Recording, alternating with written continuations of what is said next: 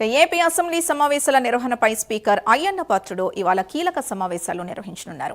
మధ్యాహ్నం 2:30 శాసనసభ శాసన మండలి చైర్మన్తో పాటు ఏపీ సీఎస్ ఉన్నతాధికారులతో సమావేశం కానున్నారు. ప్రశ్నోత్తరాల కార్యక్రమాలతో పాటు అసెంబ్లీ ప్రొసీడింగ్స్ నిర్వహణపై చర్చించనున్నారు. అనంతరం మధ్యాహ్నం 3:30 పోలీస్ ఉన్నతాధికారులతో శాంతి భద్రతపై సమావేశం నిర్వహించనున్నారు. ఇక అసెంబ్లీ సమావేశాల నిర్వహణ, భద్రతా ఏర్పాట్లపై సమీక్ష చేయనున్నారు. మరింత సమాచారం కరెస్పాండెంట్ శ్రీహరి అందిస్తారు. శ్రీహరి,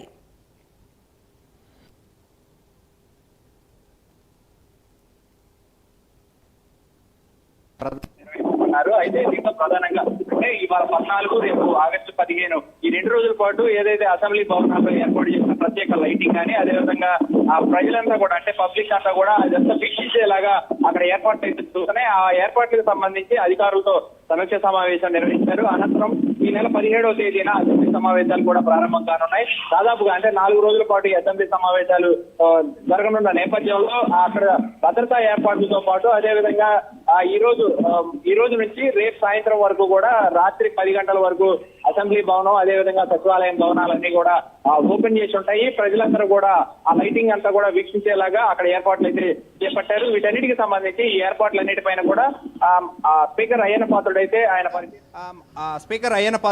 ఆయన పరిశీలిస్తారు. దాంతోపాటు లాండ్ ఆర్డర్ అంటే అక్కడ ప్రత్యేకంగా ఏర్పాట్లు చేసిన భద్రతా ఏర్పాట్లు కానీ రేపు జరగబోయే అసెంబ్లీ సమావేశాలకు సంబంధించిన ఏర్పాట్లన్నిటిపైన కూడా అటు పోలీస్ అధికారులతో కూడా సమీక్ష సమావేశం ఈ కార్యక్రమంలో డీజీపీతో పాటు అందరూ కూడా హాజరయ్యే అవకాశం ఉంది.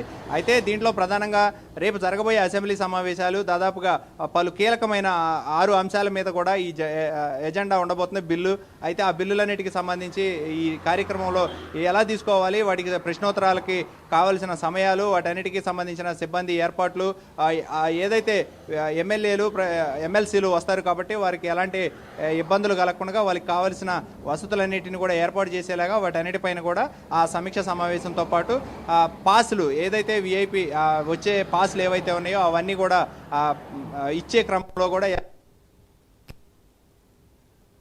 ఇచ్చిన పాసులకి ఈసారి ఎలక్ట్రానిక్ ఐడి కార్డులు ఇవ్వడం జరుగుతుంది. అయితే వాటన్నిటి ద్వారా కూడా ఎలాంటి ఇబ్బందులు తలెత్తకుండా చూసుకునే ఇబ్బంది లేకుండా కూడా జరుగుతుంది. అయితే ఆ పార్కింగ్ అలాట్మెంట్స్ కానీ ఇవన్నీ కూడా గతంలో కొన్ని సమస్యలు తలెత్తాయి. వాటన్నిటిని కూడా మరోసారి పునరావృతం కాకుండా చూసుకునేలాగా ఆ ఏర్పాట్లన్నింటినీ మీద సమీక్ష అయితే ఈ రోజు చేపట్టడం అయితే జరుగుతుంది.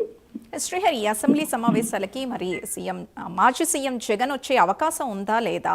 ఒకవేళ వస్తే ఎలాంటి మాస్టర్ ప్లాన్తో వస్తారు? అండ్ ఒకవేళ రాకపోతే ఆయన చాలా ఎడ్జ్లో ఉన్నట్టుగా, అండ్ ఈసారి ఒకవేళ అటెండ్ అవ్వకపోతే ఆయన అర్హత కోల్పోతారని కూడా ఉంది. మరి ఇలాంటి దానికి సంబంధించి ఏమైనా డీటెయిల్స్ తెలుస్తున్నాయా?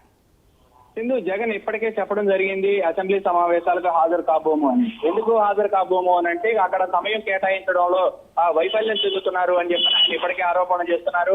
అయితే ప్రతిపక్ష నేతగా హోదా ఇచ్చి ఆ హోదాతో పాటు సమయాభావం అనేది కేటాయించాలి. ఆ సమయాభావం కేటాయిస్తేనే అక్కడ మాట్లాడడానికి అవకాశాలు ఉంటాయి, ప్రజా సమస్యలు గొంతెత్తి చెప్పడానికి అవకాశం ఉంటుంది. అలాంటి సమయాన్ని కేటాయించినప్పుడు అసెంబ్లీ సమావేశాలకు వెళ్ళడం ఏంటి అనేది ఆయన ప్రశ్నిస్తున్న పరిస్థితి.